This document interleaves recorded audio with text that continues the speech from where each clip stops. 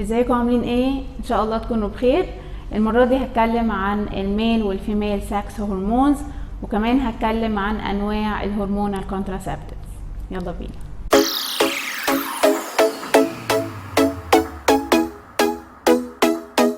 الاستروجينز والاندروجينز مين اللي بيحصل لهم برودكشن من الاوفريز في الفيميل والتستس في الميل. من اهم الفانكشنز بتاعتهم ان هم مسؤولين عن البرايمري والسكندري سكشوال كاركترز، وكمان مسؤولين عن الكونسبشن. كل هرمون هتكلم عنه هقول ايه انواعه الناتشرال اللي بتكون موجوده في الجسم، وايه السينثيتك بريباريشنز بتاعته، والثيرابيوتيك يوزز هتكون ايه. هبتدي الاول بالاستروجينز. الناتشرال استروجينز اللي موجودين في الجسم هم 3: استرادايول، استرون، واستريول. اما السينثيتك بريباريشنز ففي منها زي الايثينايل استرادايول والاسترادايول فاليريت. طب ايه الثيرابيوتيك يوزز بتاعه الاستروجينز؟ هو مينلي بيبقى ان كومبايند مع البروجستينز كريبليسمنت ثيرابي في حالتين: يا اما للريليف بتاع البوست مينوبوزال سيمبتومز، يا اما ريبليسمنت ثيرابي لليونج فيميل اللي عندهم هايبوجوناديزم او بريماتيور اوفيريان فيلير. وبرضه بيستخدم ان كومبايند مع البروجستين في الكونتراسبشن. طب ايه السايد افكتس بتاعه الاستروجينز؟ اول حاجه نوزيا، بريست تندرنس، هايبرتنشن وفلويد ريتنشن، دول الكومن سايد افكتس. وكمان بيزود الريسك بتاع الثرومبو امبوليك ايفنتس والمايوكارديال انفاركشن، ممكن يزود الريسك بتاع البريست والاندوميتريال كانسر.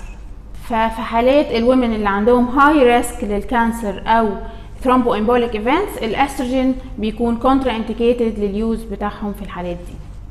تاني حاجه هتكلم عنها هم البروجستينز. الناتشرال اللي موجود في الجسم هو البروجسترون. اما السينثيتك بروجستينز ففي منهم نورجستريل، ليفونورجستريل، نور اثندرون، ونور اثندرون اسيتيت، ونورجستيميت، وكمان في ديسوجستريل، داينوجست، ودروسبايرينون. اما الميدروكسي بروجسترون اسيتيت ده الانجكتبل فورم، بيستخدم كانجكتبل كونتراسبتيف. طب ايه الثيرابيوتيك يوزز بتاعه البروجستينز؟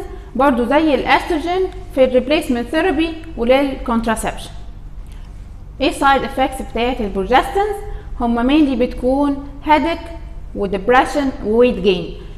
وكمان في 4 دراجز دول بيحصل لهم ديريفاتيف من النور تستوستيرون، دول بيكون ليهم اندروجينيك سايد افكت زي الاكني والهيرشوتيزم، اللي هم ايه؟ اللي هم نورجستريل، ليفونورجستريل، نور اثندرون، ونور اثندرون اسيتيت.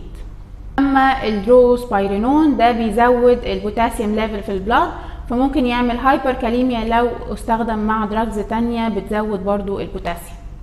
طب ازاي بقى الاستروجين والبروجستين بيستخدموا ككونتراسبشن وبيعملوا انهبيشن للاوفيوليشن؟ تعالوا الاول نفتكر السايكل بتاعه الاوفيوليشن. انا قلتها المره اللي فاتت مع الجونادوتروبينز، تعالوا نفتكرها تاني. اول يوم من السايكل بيتحسب بالفيرست داي بتاع اللاست مانسز، وبعدين بيبتدي الاف اس اتش يزيد في البلاد، اللي هو الفوليكل ستيميوليتنج هرمون، ده اللي بيعمل ماتيوريشن للاوفيريان فوليكل عشان تكون ريدي اللي يحصل لها اوفيوليشن. تقريبا عند داي 14 بيحصل ال اتش بيزيد جدا في البلاد، وبعدين بيطلع هو ده اللي بيعمل اوفيوليشن، بيطلع الاوفا من الفوليكل بتاعتها عشان تكون ريدي للفيرتلايزيشن وللبريجننسي، وباقي الفوليكل بيتحول لكوربس ليوتم. الكوربس ليوتم ده هو اللي بيطلع البروجسترون. طيب ايه وظيفة البروجسترون في الوقت ده؟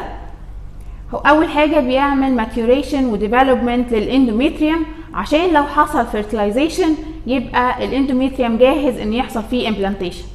تاني حاجة هو بيقلل اليوتراين كونتراكشن عشان برضو لو حصل بريجننسي ما يحصلش يوتراين كونتراكشن ويفضل محافظ على البريجننسي.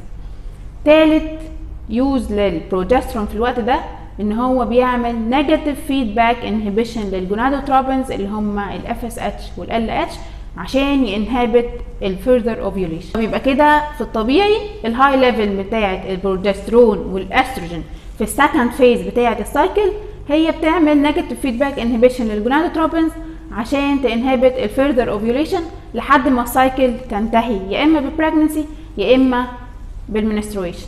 طيب لو احنا ادينا الهرمونز دي في اول السايكل، يبقى احنا كده عملنا الانهبيشن بتاع الجونادوتروبينز من اول السايكل، فمش هيحصل اصلا الاوفيوليشن، فده هيبقى المود اوف اكشن بتاعهم للكونتراسبشن. البروجسترون ليه كمان يوز تاني للكونتراسبشن، كمان ان هو بيعمل ثيكنينج للفاجينا سكريشن، فبيخلي البنتريشن بتاع السبيرمز اقل. طب ايه بقى انواع الكونتراسبتيفز؟ يا اما كومباين استروجينز مع بروجستين، يا اما بروجستين اونلي. الكومباين في منهم 3 تايبس، يا اما البيلز العاديه الموست كومن يوز بتتاخد for 21 days، دي الهرمونال period، وبعدين followed by 7 days من البلاسيبو او هرمون فري period عشان يحصل الانست بتاع الwithdrawal bleeding. تاني نوع من الكومبايند contraceptives هي transdermal patch، دي باتشز بتتحط for 3 weeks، كل ويك بتحط له باتش، وبعدين في الفورث ويك ما بيتحطش حاجه عشان برضو يعمل الانست بتاع الwithdrawal bleeding. تالت نوع هو الفاجينال رينج. الفاجينال رينج برضو بيكون combined estrogen مع بروجستين. الفاجينال رينج بيحصل له insertion في الفاجينا، بيتساب for 3 weeks، وبرضو في الفورث ويك بيحصل له removal وعشان يعمل الانست بتاع الwithdrawal bleeding. اما البروجستين اونلي contraceptive، اول نوع هما البيلز او الماني بيلز، دول بيستخدموا continuously ما بيتوقفوش، وهم less effective than الكومبايند contraceptives، بس ليهم advantages تانية ان هم بيستخدموا في حالات البريست فيدنج عشان ما بيأثرش على الميلك برودكشن، وكمان بيستخدموا في حالات لو الفيميل عندها كونترا انديكيشن انها تستخدم الاستروجين. والبروجستين اونلي برضو بيفضل مع الأولدر women اكتر من 35 years، وكمان السموكرز. تاني نوع من البروجستين اونلي هو الانجكتبل بروجستين، ده بيحصل له انجكشن يا اما intramuscular او subcutaneous، ده بيعمل contraception for 3 months. من السايد افكتس بتاعته weight gain واوستيوبروزيس، وكمان ممكن يحصل ديلي لما الفيميل تحب ترجع فيرتايل تاني. ما بيتاخدش more than 2 years. تالت نوع هو البروجستين امبلانت سبديرمال، بيحصل لها placement في الابر هاند، ودي ممكن تعمل contraception for 3 years. من السايد افكتس بتاعتها irregular menstrual bleeding وهيدك. رابع نوع هو البروجستين intrauterine device، ده بيبقى intrauterine device عادي بس معاه بروجستين، ده بيستخدم للتريتمنت كمان للهافي menstrual bleeding، وبيعمل contraception from 3 to 5 years.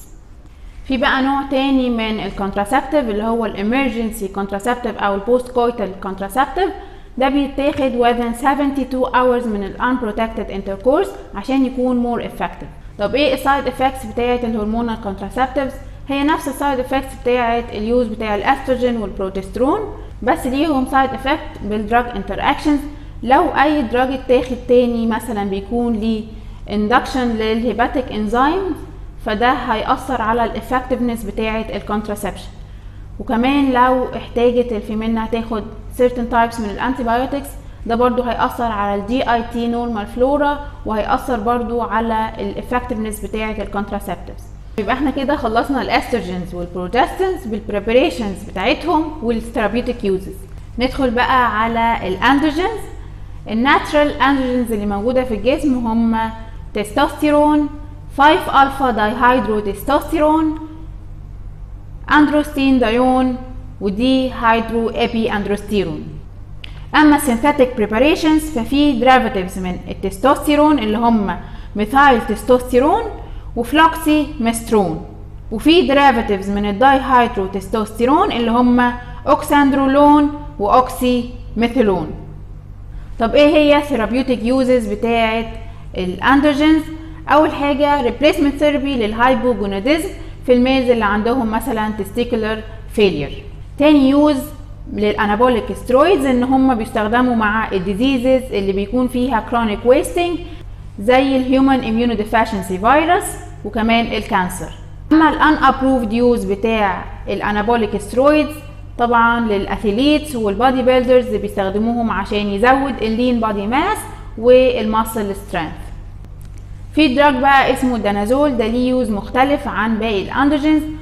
هو ويك اندروجين بس ليه انتي استروجينيك اكتيفيتي، فالانتي استروجين اكتيفيتي ده بيستخدم للتريتمنت في الفيميل بتاع الاندوميتريوزز، واكيد من السايد افكتس بتاعته في الفيميل هتبقى كلها اندروجينيك سايد افكتس زي مثلا ويت جين واكني وهيرشوتيزم وديبنينج للفويس.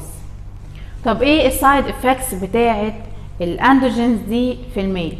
الاكسس اندروجين، الاكسس يوز بتاع الاندروجين ممكن يعمل ستيميوليشن للجروث بتاع البروستات، ممكن يعمل امبوتنس، يقلل سبرماتوجينيسيس، ممكن كمان يعمل جاينيكوماستيا وبرايابيزم. عشان الاكسس اندروجين ده ممكن يعمل نيجاتيف فيدباك انهبيشن للجونادوتروبين ريليز. وكمان من السايد افكتس بتاعه الاندروجينز للتشيلدرن واليونج اثليتس ان هو ممكن يعمل abnormal sexual maturation، ممكن يعمل premature closure للابيفيسز بتاعه اللونج بونز فيعمل inhibition للنورمال جروث، ممكن كمان يعمل decrease للتستيكولار سايز، وبيعمل hepatic abnormalities، بيزود الاجريشن، وكمان ممكن يعمل مود disorders. احنا كده خلصنا الميل والفيميل سكس هرمونز باليوزز بتاعتهم. Thanks for watching، واشوفكم ان شاء الله فيديو جديد من Summary of Pharmacology. السلام عليكم.